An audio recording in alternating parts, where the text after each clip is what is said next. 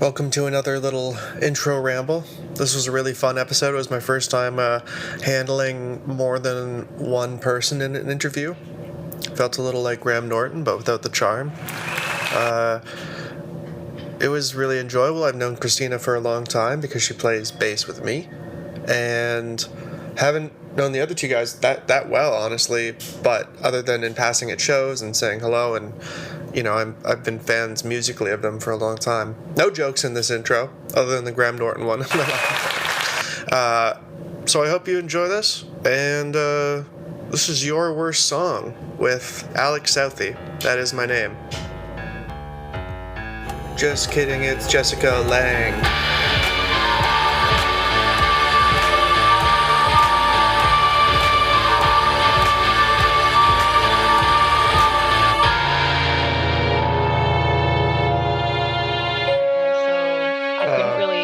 Get a sense of like what things actually sounded like. But it was still a cool event. Do you guys record your shows at all? Like even just on your phone or whatever? No. Like Leo usually will record a good chunk of stuff and then send me later, but I don't think he's recorded any from this past show. Number one fan. Never fails. It's great. Yeah. Brad, did you speak to Eric today? No, I haven't talked to Eric today. But in answer to the question, we've had a few of our people we know who've recorded it on their phones, like beginning to end shows. Definitely not every show, but no. A few of them. And, phone video stuff. Yeah. Do you find that you actually like... Obviously, you're going to learn from it if you watch it, as long as you're not like a psychopath. But I just mean... I'd learn something enough that you're actually going to change a part of your live show if you watch it back. Like, I know comedians will listen to their set and go, that's obvious where you should tailor things because the only thing you have is your voice and the cadence or whatever. But inside of an entire band, I'm curious how specific you get when you listen back. So I've actually been thinking about what you just said, and it would make sense to physically choreograph certain things for songs. So in other words, move around in practice the way we might on stage. Obviously, every stage is going to be a bit of a different size, different feel of the venue, but maybe even just per song. Just thinking about that after the last show. Like, not like dance choreography for each person, no. But just like where you stand, where you move, like things like that. No, that makes sense. And I think it's that's something that is maybe people take for granted, maybe even as artists, or what they should do on stage. Yeah. Like, I think a lot of people, myself included, too often stand sort of stock still and they're glued to the mic or whatever. But actually, if you've got the extra members like you guys do who aren't handcuffed to a microphone and are just focused on an instrument, there's a lot more you can do just visually. That it's a little bit of a numbers game. Audiences just like seeing more shit and interaction. Interaction. Yeah. So what you're talking about, I think, will certainly be more positive than negative, if it's negative at all. I can't think of any negatives, but that's sort of amusing. No, I totally agree. I try to like look back at all the footage I get or recordings that I get from our shows and take away from that. And I think that my like personally speaking, like stage presence and everything has gotten a lot better since I've done that. And like I feel a lot more comfortable, and then when I look back at footage now, I don't feel like as like cringy and awkward as I used to. That's the other hump you have to get over, I think, right? Is like you have to sort of nobody, unless they are super full of themselves, feels really natural, maybe owning the stage to that rock star extent. And so so you need to sort of fake it until almost you're getting the response that you think you should if you were really doing it, and then that allows you to really feel it. Yeah, it's sort of an amusing thing. I think you guys this sorry, you go ahead. No, you go ahead. Oh, I was gonna say, by the way, Eric's coming. He's on his way. No worries. I remember this gig I did when I was like 17. Yeah, I must have been like 17. And it was at the Richmond Hill like center or something. It was like some community event. Yeah, this is so long ago. And I can't remember who recorded like the set, but when they sent it to me, I was like mortified because that's where I like get the term like resting bass face from. I just looked so miserable on That's really stage. funny because I feel And like like that stuck with me.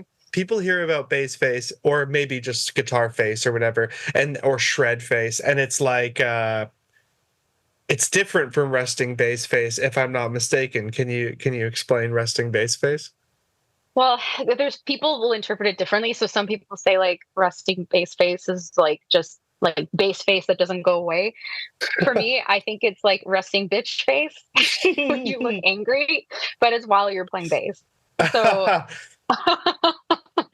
I won't say I coined that term, but that definitely like came to my head when like I first started like looking back at videos of me playing where like I feel really, really happy on the inside and Right. excited on the inside, but then I was looking at videos of me playing, I'm like I look so miserable. That's amazing. Well, hey, that's part of the bassist mystique, I think, too. I You guess just get to, bassists do have a bit of mystique, yeah.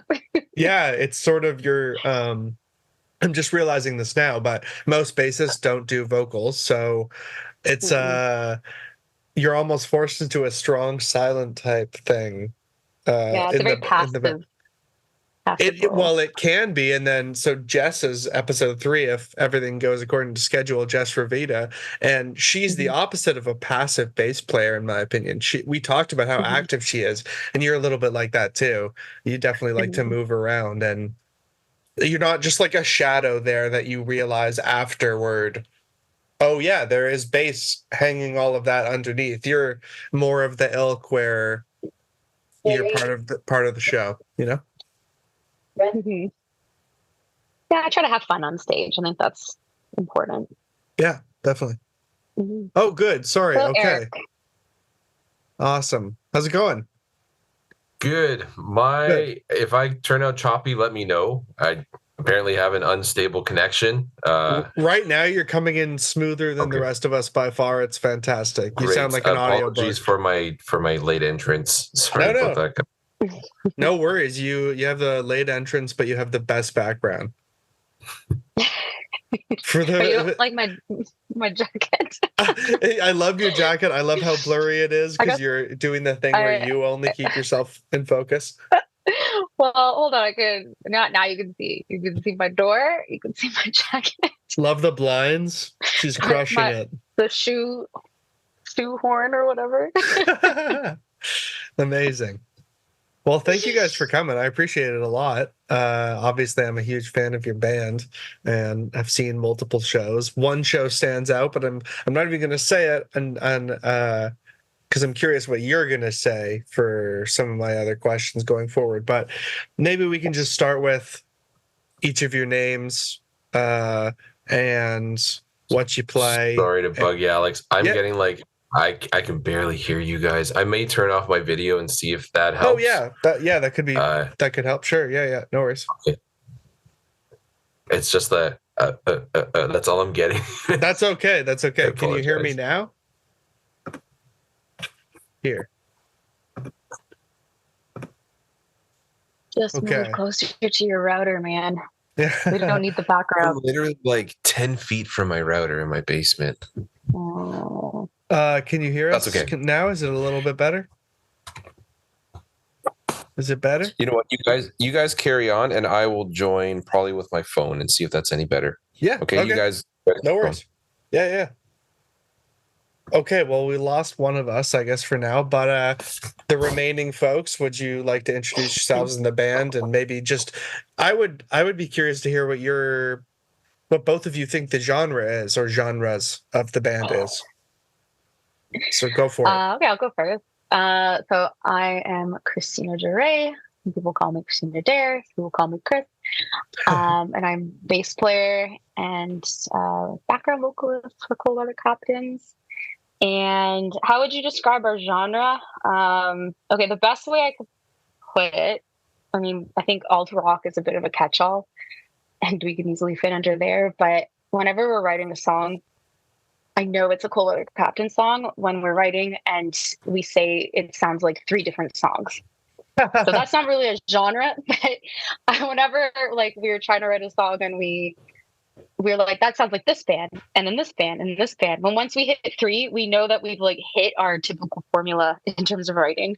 So That's that's not a fantastic. genre, but that's the best way I can describe it. We're maybe a little bit multi-genre, but generally like alt rock. Can I go? Yes, please do. Yeah. Yeah, so the first album that Eric and I did was probably more, and Kevin as well, that album was probably more closer, like a blend of blues and jazz with like a little bit of rock. Yeah. And when Christina and Justin joined, the band was redefined, and the songs that ended up on the album are just kind of a blend of, it's a weird mismatch. Like when I listen to some, I'm not going to say which bands, but when I listen to some other bands, like every song has that kind of like same kind of sound. Yes. I think none of us really wanted to do that for this album. So to me, it's a mix of pop rock, rap rock, and a bit of blues Funk rock. And funk rock. Yeah. I would say that's about right from my perspective too. Can we hear what the title is of the album? Of the first album? Oh, sorry. Of the latest album you're talking about right now, is it self-titled? Yes. Yeah, self-titled. Okay. Came out September 2023.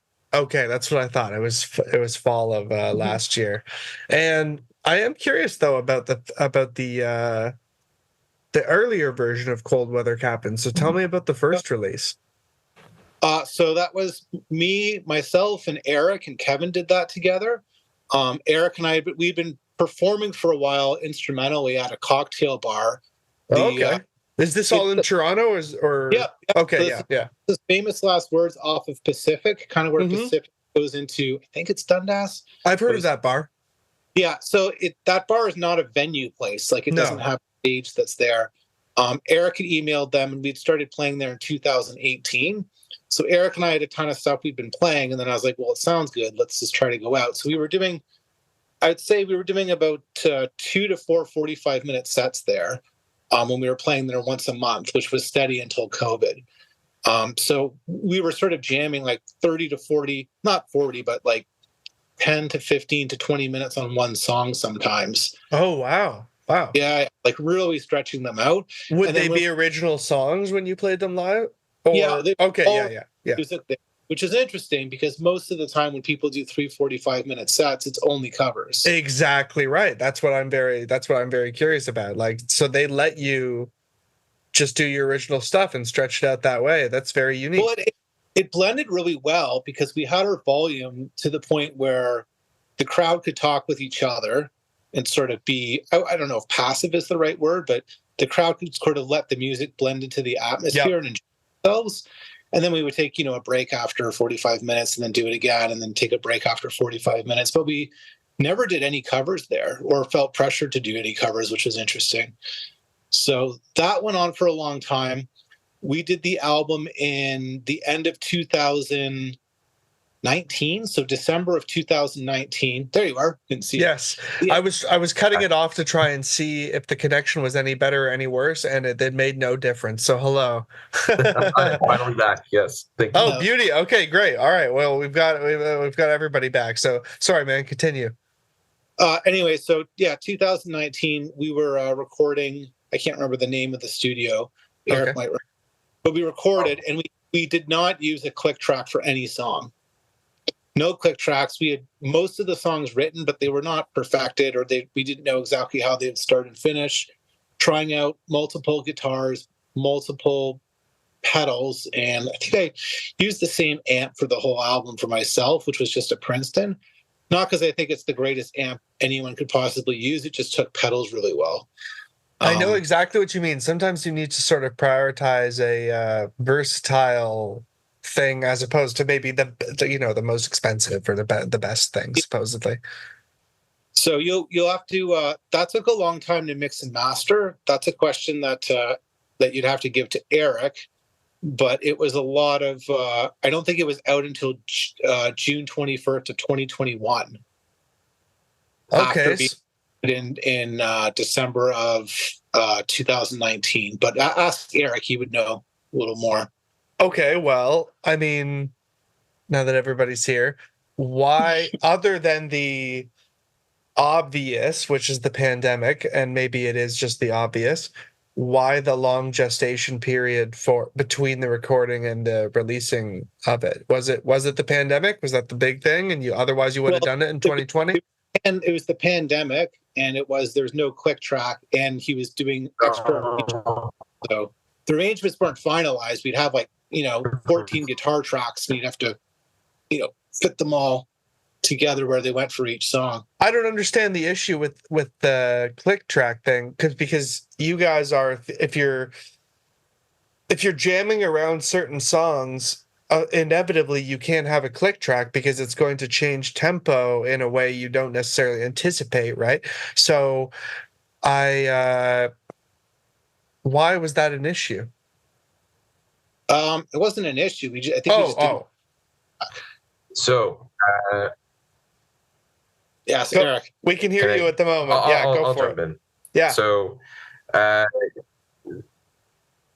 great. The hard part is if you record without a click track and you do multiple takes, they're all at different tempos. So you have to be very selective when you're arranging. We treated it just like we were at Famous Last Words. This is our jam. This is us. That was the idea before we get into studio of what we wanted to sound like. So there is no expectations to pump out a record like we did on our newest album. Mm-hmm. So it was just like, let's just feel this out. Let's just throw stuff at the wall. And half of the tunes were made up in studio at the time.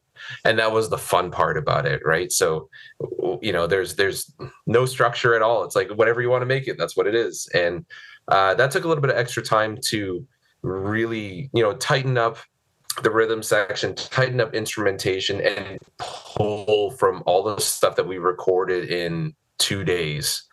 That took a little while, and then also having kids. I just just tag that on at the end, and also introducing more human beings to the universe. Also that. Yes. That was definitely a big one. That would change things. Yeah. Learning how to, like in my DAW, how to mix and learning how to arrange. And then, master we outsource. But that was a whole experience in itself. And it was like, you know what, I need to go through this and trudge through it so that I can better, get set up for the next level. For when our band met our superstars like Christina and Justin, it's like, okay, now we have more of a skill set that we can lay down now if we're going to lay some demos, do some more stuff writing on the digital side. That it really did help and help lay some groundwork for us. Well, and I remember when that EP came out, which, by the way, the EP is called City Limits, for those of you who are interested. Is that available on Spotify and wherever? Yeah, okay, great. Yeah, everywhere. awesome. Yeah, great. I remember when that came out because I had known Kevin, like our drummer, at that point. And this was like around the time that he had invited me to come jam with the band, and I'd already heard the album, and I was like, yes. This is the kind of shit I'm into. Yeah, absolutely. So it was, definitely, like, I was a fan of that kind of style of just jammy, bluesy, psychedelic instrumental music. Mm-hmm. And that definitely piqued my interest in joining the band. And we've really evolved a lot since that first album. It's almost feel like you're listening to two different bands, but you can definitely pull out a lot of the work that Eric and Brad does in terms of their guitar work in the new stuff. That's still very much present in the old stuff. Yeah, I think the beauty of it is it's almost a little bit like I hope people understand that. You guys will, but I hope people understand the reference. It's almost like old Fleetwood Mac, new Fleetwood Mac, where it's almost like old AC/DC, new AC/DC. Most of the same ingredients are there, or at least half the ingredients are there, but then it just has a few different notches that are different that make it something different that people really like, or is more listenable, or whatever. I am curious though about how you entered how all of the new members entered the band, how that even worked. What did you do? Do you post on Craigslist? Do you post on Instagram? Do you know, how'd it work? Well, speaking for myself, not so much Justin, I was the last member to join. So, again, I Kevin. don't think I knew that. Yeah, I was the last member to join. And actually, I think I met Kevin through maybe perhaps the Imperial open mics with you. Okay. Alex, it was around, it was like around like the pandemic time when like things were opening up and people were going more. Maybe it was before. I can't remember the timeline exactly, but I had known Kevin kind of through that, and I believed you guys were looking for a bass player. I never actually ever had a bass player, so Kevin. That's what I was just going to ask. Bass is such a classic, like it's kind of one of the pillars of a rock band. So it just wasn't. Singer. Yeah, that's a good point. Well, fun fact: Eric is a very talented multi-instrumentalist. So he did all the bass work on the original album, on the original EP. So, I mean, I think they didn't necessarily need me, but they just needed someone for maybe live shows. Okay. And then you're like an extra who's given an opportunity on a TV show and proves themselves so well that you actually become part of the cast. That's what it sounds like. Maybe. Finally, someone who knows what they're doing, and then I don't have to think it anymore. Thank you, Chris. Exactly. And maybe this fits perfectly into it. Did that change the songwriting methodology? Right. Once you have other, because you're thinking of how to fill in the bass as an afterthought, and she's thinking of it from an organic, right? So any of you start, but what was that like? I just wanted to say something when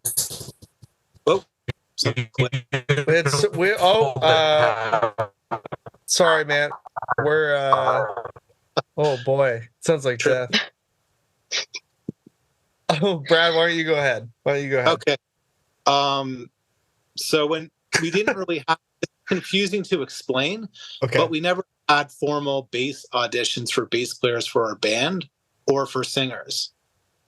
When Justin and Christina joined, there was no super formality. You mean including them? You don't mean up until them. You mean including them. There was never any audition. It just kind of worked out that way. We didn't audition them. Myself, Eric, and Kevin. Eric had called me and mentioned something about a singer, and I was like, well, let's try it. I don't know how it'll work, but we'll try it out. And I'm used to playing the melody lines, not the guitar solo lines necessarily, but the melody in the song to fill it out. So I was struggling a bit to sort of figure that out with Justin, because I don't want to play the parts while he's singing. I want to leave that out. So it was figuring out the spacings in that. Kevin had mentioned something about a bass player that he knew that was really good. Eric seemed a little bit iffy about it, and I was like, well, Eric, got it. We have to be careful with Eric because he's allergic to bass players. So that was a big concern. And she came. That's going to be the title, by the way. You just gave me the title of the episode. Yeah, allergic to bass players. Yeah. Go ahead. He came. The first song I remember us doing, probably just improv, was what is now Kings and Queens, and then she just killed all the lines, and we're like, oh, okay, this is a good bass player, not someone who bass. This isn't a guitar player playing power chords on bass the whole time. No, she literally blew us out of the water, and it was such a fun, organic time. I know if we wrangle in Justin for an interview on this too, it's just everyone just cohesively meshed so well, and it was just a fun jam time, and we just kept coming back, right? You can hear that live. You can really hear how well everything fits together and how good you all sound. It's very smooth. You're playing genres that require that, but you're pulling it off, which is something there's something to be said for that. Maybe this is an interesting way to set up this question, because I haven't had people from sort of different eras of a band before. I've been starting out with what was your worst gig? And so I'm a little bit curious if there's a worst gig pre-new members and post-new members. If you'd like to talk about that. Like pre full band, we played the same venue, and that was pretty much it. So famous last words. I think the worst one we had there was when the Leafs were in the playoffs. Like, nobody's coming. It's the middle of a snowstorm. I'm like, Yeah, you know okay. what? I'm just gonna enjoy my drink. We're gonna do our set, and then kind of bugger off. I think that was the one that hit the hardest on the inside. Okay, Brad. So what about you? Of all the gigs that we've done, I'm just trying to remember everything. That's a very interesting question because I can't remember any shows that I felt like myself or anyone else in the band just completely blew it. I just know there was one show at the Dakota Tavern where I was so tired I could barely even stand. Well, let me tell you, That's the one I'm thinking about. not a single guest on the podcast. I just didn't do anything. So probably that one for me, yeah. The Dakota Tavern one for you. Not a single guest on this podcast so far has put it upon themselves for their worst gig. It's been outside factors. So that's interesting that you say tiredness for you. We were all tired, really. Tiredness. No, okay. that was the one I was going to say too, because actually Brad and I talked about this the other night. It was the Dakota Tavern show for me and him, because I think that was the first time we had done the late show, and we were on at like 11:30 or something like that. For And those who don't know, Dakota Tavern is a local spot, and they do an early show, which is what, like 7 to 9, and then a late show, which is maybe, let's say, 9 to 11. Later, maybe even later. I think Or actually 10 the to early 12? show might be something like that. Yeah. Okay. Anyway, go ahead. But yeah. I think at that point we just hadn't, like, we played a late show recently at the Dakota Tavern. It was totally fine. So I don't know. It was just kind of like one of those gigs where we were all just really, really tired by the time we got up on stage. Yeah. And like, I just remember feeling like my bass playing was super sloppy that night. And there was like halfway through the set, I'm like, I don't know if I'm going to make it.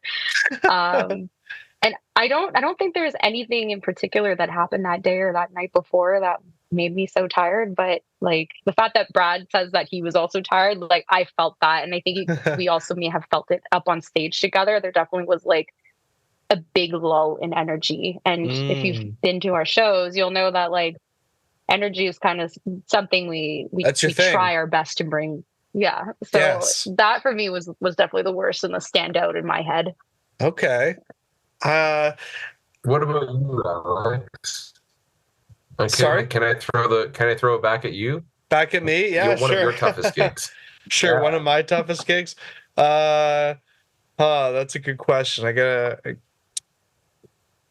There have definitely been a few times where you basically are playing to yourself and the sound person, and it's almost like you got to build a rapport with the sound person, because otherwise you're up there, like you might as well be in your room. I think that's definitely happened a few times on the road where, if I go to, I'm lucky enough that I've been playing for long enough that some people know me in Toronto. But if I go outside of Toronto, it's definitely a real gamble. Like if I go to Guelph or Peterborough or whatever, sometimes, maybe one person will know me, but they can't make it to the show. So then it's a bunch of people who it's a little bit like you're at the mercy of strangers' kindness when they're seeing a live show, and they don't need to worry about being nice to you because they know you're gone the next day.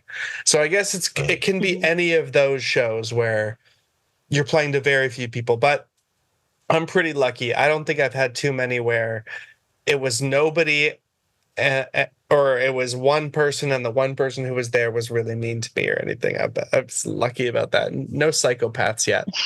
But I am curious with you guys about your best show then. What you think your best gig has been. And it can be in any sense of the word. You had the most people. It was the coolest venue. Energy-wise, it was the best for you. Whatever. And then anybody can take this question in any order. I can throw.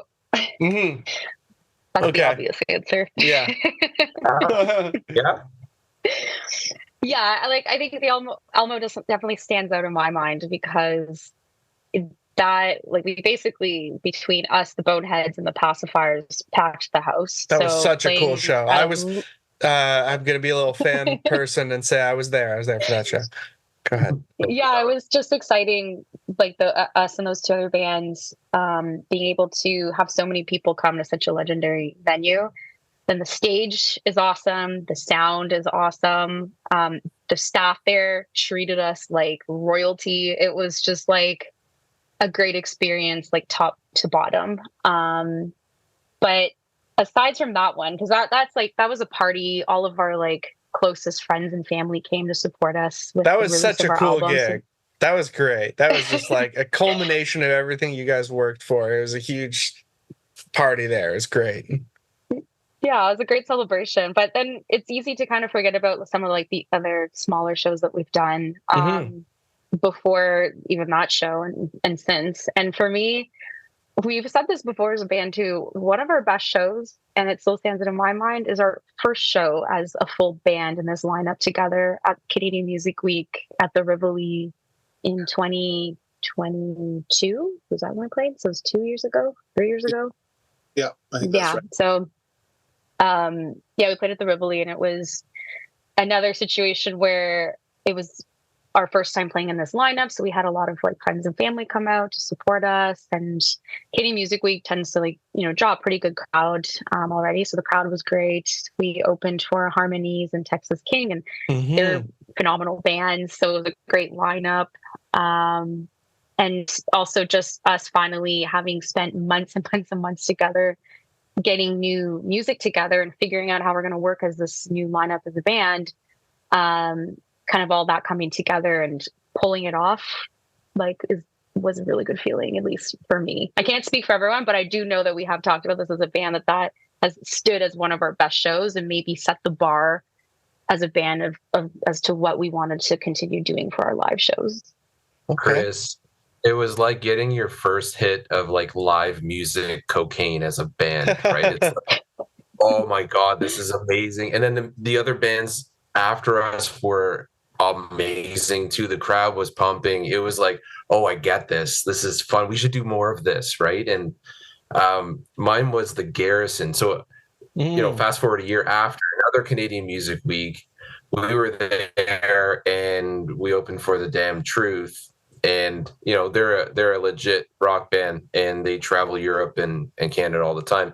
But it was like, oh, I look back a year, and then I look back now to where we were, at the Garrison, and it was an organic, great vibe for a band. We connected really well. The sound came out great, and it was just, you were hitting on every metric, and you came off this huge high. Same thing.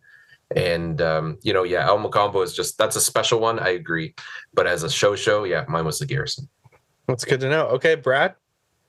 So we played the Rivoli.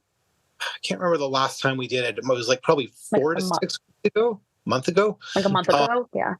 That one does stand out in my mind because it was just sort of a power set. It was half an hour of like our most upbeat songs, and I was jumping around. I think one of the guitar tuners on my headstock went against Justin's mic and put a string on it. But that was the first time I think we played Famous live, the new song. Yeah. And everything just seemed to flow really well. The first gig really stands out when we opened for Texas King and Harmonies, because one of the weirdest things for me, and I can't speak for everyone else, is when we went into the first song, when I was playing the beginning of Line and Fire, like I just felt relaxed. Like we felt well rehearsed, relaxed. Maybe it just didn't feel like we'd spent too much time together or too little time together, like prior to playing that show. Because I know if you spend like a couple of days in a row with your bandmates, or you feel over practiced, you're just kind of like, there's too much. So I don't know what we did, but it was that one definitely stands out. Sort of in the way of like how you're sort of like new at the new lineup, so everything feels fresh, kind of thing. Mm-hmm. Okay, that makes a lot of sense. Wow, I'm loving getting all this insight, especially through different perspectives of people who've been with the band, through different amounts of time. But I've done a few episodes of this now. I'm not exactly sure when this will come out, but something I've started to do is also try and ask what your favorite song that you've released is. I'm definitely curious. You could split it into eras if you must, but I'm curious what you three think your favorite Cold Weather Captain song is. Do you want me to? Like Anybody choosing your is favorite child. I know exactly. It is like choosing that. That's why I heard the I terrifying can answer silence. one way. So what I would say is, and this question obviously makes more sense for Eric and myself, but I would say my favorite song from the first album, at least for the psychedelic rock, would be Voyager. Mm-hmm. And my favorite song from the self-titled album would be Big Bad Band, because it has a little bit, I don't want to say everything because that's too broad of a word, but it had the alternative rock sound, but then it also had like a little bit of a prog rock idea. Mm-hmm. So that song has constantly been a nightmare up until recently. Has been a nightmare to do live because I have to set the delay tempo so it's perfect, which I could do now, tapping it. So that's been a disaster for me live, not because I don't like the song. The idea for that from a Queens of the Stone Age song called Into the Void. I think it's Into the Void, Into the Fade. Cool. I know that song. Yeah. That's a great song. Okay. All right. What about the remaining folks? Christina? Go for it. So on the original album, the one that always stood out to me was Color Collapse. And that's actually one that we've introduced into like this lineup, and Justin added some lyrics. So now it's actually like a vocal track as well. But I still listen to the original because it's such a vibe. And like, that's the kind of shit that I'm into, like that I listen to on my own time. So I love that one.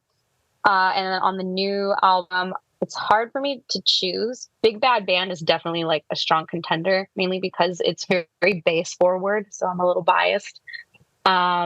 And also that song, just as a side note, is a hell of a workout to play live. So just wanted to put that there, but I love playing it.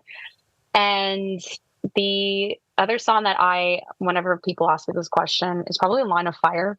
Mm-hmm. That song has so many aspects to it that like really like resonate with me. Mainly the fact that like it has a bit of like a groove in the beginning, it picks up, it gets heavier, and then it kind of softens. Like it's a song to me that has a little bit more dynamics in comparison to a lot of the other stuff on that first album. And I think even when we wrote it, I may have even said, or someone else in the band had said, that it's not really like a song we were writing, for any commercial success or anything like that. Like I would say it's like a song for other musicians that I think other musicians would appreciate. That's great. I think that bands need to bands who want to do that should do that a little more often. I think it's easy to be swayed by what you think should be popular, and I understand why that sways people. But yeah, you got to indulge yourself sometimes if you're like putting out music that you're working on, and sometimes it's got to be what you like, and other people will like it, but leading with what you like is important.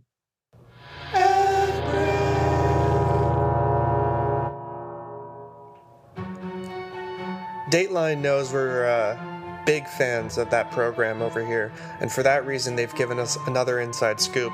This time the question at hand is, can you really tell by the way he uses his walk, women like him, and he cannot chat due to time constraints? The answer might surprise you. Speaking of that, though, this is a fun way to get into it. I'm curious what you guys think your worst song is. A drum roll, add in post or something. But yeah. I will say it because I know I don't need to ask these guys now. It's probably, actually no, I'm gonna backtrack. When I told the guys, let's do this podcast because it's such a great premise. I know we always talk about like our favorite songs as bands, talk about our worst songs, which is why this podcast is so awesome. I said, what is our worst song? And literally everyone in the chat chimed in with Smooth Talk. Okay, so why Smooth Talk? Yeah. Let's start. I want to hear it. A roast Smooth Talk. Yeah, I'll let one of you guys start that off. Sure. I can take it. Sure. So this song has existed. I think me and Brad and Kevin wrote the bones to this maybe like 8 years ago. And it was a really cool vibe. It's like you can picture someone pulling up in a Chevy truck in a Chevy commercial. And like it was really kind of a backwoodsy kind of funky vibe to it. Like that's what I envisioned in my mind when we had it. And then once we added Chris and Justin, it started evolving into, hey, let's make this like more of a, swampy rock song. And the first couple months we were working through it. I'm like, oh, this is kind of cool. This is a different vibe than everything else we're writing. And we were digging it. Playing live was a lot of fun. Then we got to recording, and it just seemed like at the time with everyone in studio, it was like, it just didn't lay down the way that we hoped it would. And when we were going through the production of it, I was working with Alex, and we listened to Alex Gamble. Yeah, so Alex Gamble. We're scratching our. Shout out. He's Alex. such a wonderful man. Yeah. And like we really were banging our heads against the wall because I'm like, it just doesn't. It doesn't speak the same way that the other tunes were in the album. And I got to a point where I was just, I'm like, Alex, you know what? Just have at it, chop it up, and let's just try and make something work. And it was a real challenge to keep that on the album. So that one was a really, out of all of the songs, that was the hardest one to keep on the album, just because it didn't capture what we normally do live. Well, just super quickly, I just want to know, just generally, how much did Alex chop up then between what we hear and what you gave him? Like, you chop it up. The structure's very different. How much did he restructure it? Because you said you gave it to him and you had asked him to chop it up however he sees fit. It was like he took it all in chunks. So like verse, chorus, intro. Yes. So I would say, like 50% at least. Was it very weird to?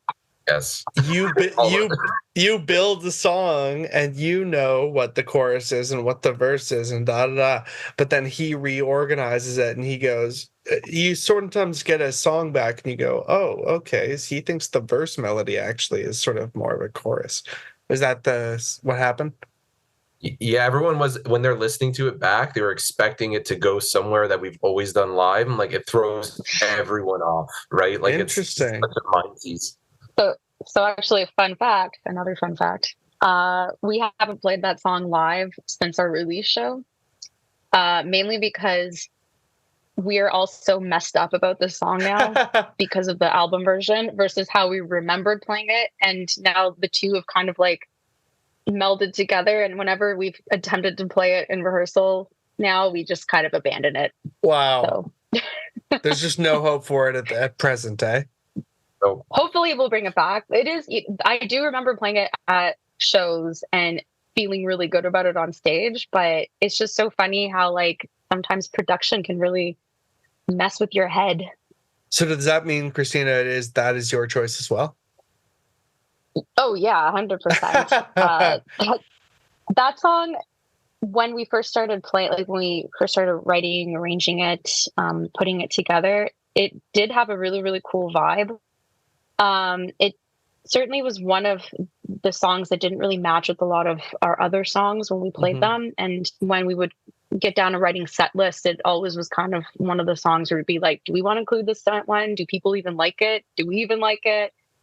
So I don't know, there definitely have been times where I enjoyed playing it and I liked it. And then there are other times where we kind of like doubted it a little bit and maybe brought some of that doubt into the studio when we recorded that day. Like, I'm not sure what happened. Maybe we didn't bring the love that we brought towards our other songs into this one. It can reflect somehow. It can reflect. I don't know. Brad, same or what? I'm curious. Yeah. So there is an original instrumental version of that song. One of the tricky things with that song is not all of the song, but the verse is 3 chords, and it's kind of figuring out where to play them and not play them. So my part's supposed to bounce off of whatever Justin's singing. So like he sings something, there's a little like more of a solo, not a solo, but like a riff groove. A little bit of a call and response thing. Yeah, so it was very challenging live because I was switching on and off with slide guitar, and it'd be like, do I play a little bit? Do I play a lot? In the first show we played, I actually did a really good job on slide for that one, but it's very hard to replicate it properly, especially now because we don't do it. So if it's done well, Justin and I had sort of this fun thing where I was doing the build up at the end, and he would go up to me and I'd jump in the air and crazy with it, because it's a really weird part where I'm bending two strings together before like a push at the end before it goes into the last dun dun dun dun dun dun dun dun dun. But maybe, and this is not a bad way to think of something, maybe if you have to rewrite one song too many times, like say you're rewriting one song 4 times, 5 times, 6 times, then you're up to like 10, 11. Once it gets to too high, it might just be a sign that you should work on something else. That is a great point. I think that's, if you're working on it over and over and over and over again, it's like at a certain point, maybe you just got, how much is it really helping, you know?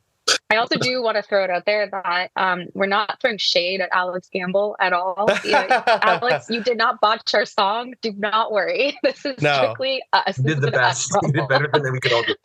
Alex Gamble, I can say too, as a songwriter who has worked with him, he's a fantastic producer, the nicest guy in the universe. It's absolutely not an anti-Gamble podcast.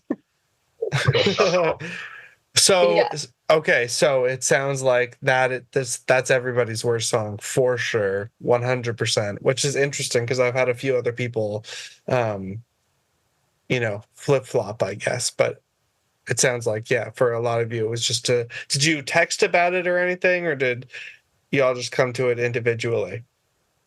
I'm sure if I go to our group message from last year talking about this post-production process, I'm sure there are like 100 text messages about just this one song. That's funny. I'm curious. Well, first of all, can I have all of you guys reintroduce yourselves and maybe say what you play in the band? Sure. Eric, you start. Sure. Hi, my name's Eric Meacham. I am the rhythm guitarist / piano player. Christina? Sorry, I was drinking my beer. I was swallowing. I'll go though. So my name's Christina DeRay. Some people call me Christina Dare. You can call me Chris. And I am the bass player / background vocalist for Cold Weather Coffins. All right, Brad? My name is Brad. I'm the lead guitarist / melody guitarist / rhythm guitarist of the band, and occasional background vocals, but I'm working on that myself. All right. And Brad, why don't you, what I've done is have one member of the band or the artist introduce the worst song, air quotes, before it plays. So Brad, would you like to introduce the worst song? The worst song that we have done is Smooth Talker. Thank you very much. I appreciate it. No, wait. What? It's called Smooth Talk. Smooth Talk. Smooth Talk. Oh, okay. Can't even get the name right. This is how much you guys dislike it. Sorry, unofficially, Eric, this song is called Smooth Taco. Because my kids are 100%. They're convinced that Justin says Smooth Taco through the entire song. Maybe you guys can work that into some sort of Taco Bell product placement kind of thing. That's fantastic. Right. That's fantastic. Truthfully, this song makes me feel the way Taco Bell makes me feel. That's a horrible endorsement. That's too funny. I did want to point one thing out. Like, yes, myself, Christina, and Eric, we are sort of swapping instruments a bit during practice. So there has been times where, we don't formally do this, but there's been times where I'll switch to the drums if Kevin's already left and play, and we'll try to jam, or Eric will switch to bass, or Eric and I will swap guitars, or Eric That's will be cool. playing. So there's a lot of other things going on. I just wanted to mention that because it's definitely not like strictly like Eric will play rhythm and I will play the solos, and if Eric plays the solo, I say, no, it has to be like this. Very much like a group, like, let's change things around. Let's try this. Or let's go like, I'm playing acoustic guitar, Eric's playing piano. So there's a lot of mixing around. It's not like a strict in stone kind of thing. Cool. Yeah, no, I was curious definitely about the songwriting style, because with so many, well, to me, so many members, I would wonder maybe how exactly that works. Is there anybody who, now that we're continuing, is there anybody? Eric, say something about it. Yeah. Well, okay, sure. It's very beautiful, I think, the way that we do write. We all write at the same time, and we write together collectively. So the way it usually works is someone will come up with an idea. It could be a structure of a verse or a chorus, and then the band will kick in and we will put flesh to the bones and start building up layer by layer.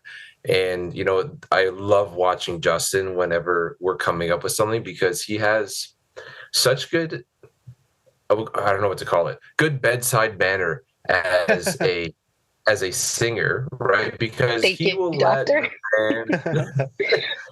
the band do what they do and figure out and dial in a groove and dial in a vibe, and then all of a sudden it's just like, here he is, and he's been magically conjuring something up, and he just sits so well in whatever we're throwing down.